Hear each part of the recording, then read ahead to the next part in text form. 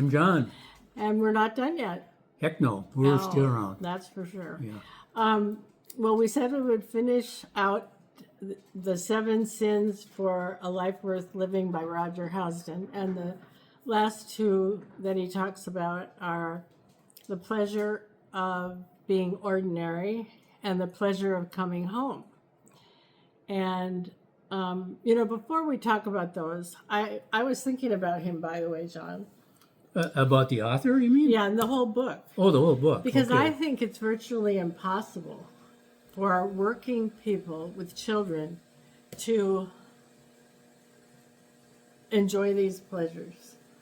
I think you're right. They'd be a saint. Well, their lives are so busy and so full that it really is hard to live the kind of life that he's advocating, I think. Right. And I don't remember exactly how to put it, but no, you put it perfectly. But it works for us because we're retired and we old, don't have yes. a whole lot of responsibilities. Here's to us. In a way, but we can still talk about it. Yeah, well, I think in a way it's a perfect book for somebody that's retiring or planning to. Right. And maybe lots of people will be free of regular work with AI coming along, for good or bad. Yeah. One of the things that, well, this thing about the pleasure of being ordinary, he talks about always having this grandiose idea of himself and what he would be. And that he would never live a mundane life mowing the lawn and going to the grocery store on Saturdays and watching football on Sundays. That wasn't going to be his life. That his life would be an adventure always. And he made it an adventure for many, many years. But he also talks about when you're off, like he went to the Sahara Desert by himself in a cave for 3 days. Oh. Somebody with a camel dropped him off. And yeah, it was really cool. Hot, but cool.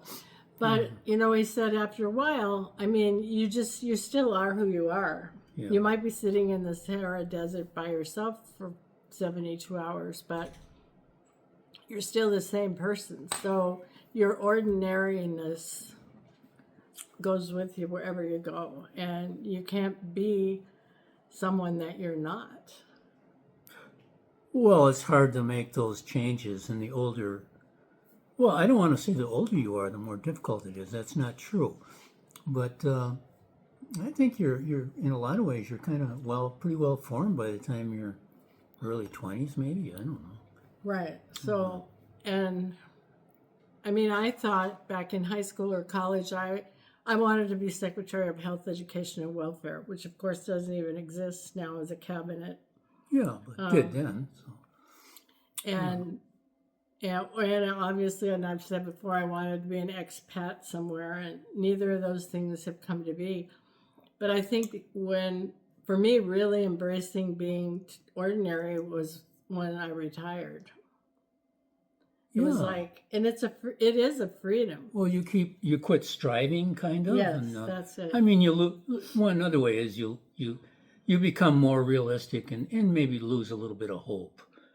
Right, or I think it's more, instead of losing hope, it's more like replacing it with acceptance. Yeah, accepting who you are and what you can do within the context of who you are and what you are. And, I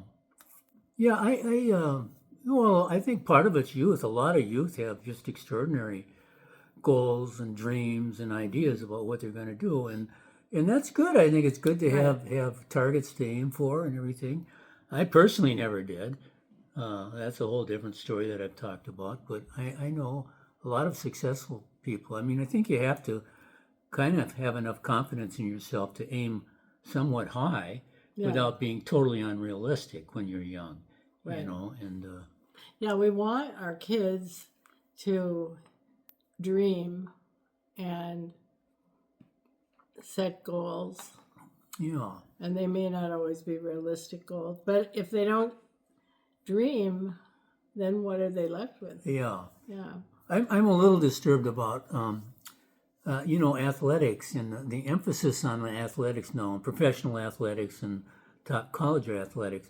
And I enjoy watching football games. I like football, but I just think of all these young kids growing up in various economic situations and everything, and a lot of them want to be pro football players. They've done some great specials on educational TV about kids growing up in poverty, and these kids they don't have much, but they have a football, and they really their goal really is to be professional football players, and I've seen a lot of those, and I'm thinking, well, that's great to have a goal like that, and they're pretty good, some of them are pretty good. They're good high school players, and they maybe get some interviews for some colleges, a lot of times not the major ones, but it just isn't realistic, and they need some kind of backup plan to bring them down to earth, and some of them don't get that, and then they're constantly, by the time they're 30 years old, they're still doing tryouts for football or baseball teams, and pretty much the hope and chance of that happening for them is gone, Yeah. So there comes a time when you have to be a little bit realistic, especially if you've started a family, and you kind of hit That does change the everything. earth hard. Yeah. And you have to learn to accept that you hope that you're lucky and you start a family by choice with a good partner, and that you're embracing the ordinary because that's what you want. I know for me, just the real family moments, and there aren't tons of them, but in terms of being a wife and mother, I mean, when things were perfect, they were so very perfect, and they were totally ordinary. But there was just such beauty in the ordinariness. Well, And in terms of the last sin, it was the pleasure of coming home. And we've both talked about how we left Minneapolis and Minnesota and came back. But he's talking as well, the author, about your body and your self, your concept of self is home.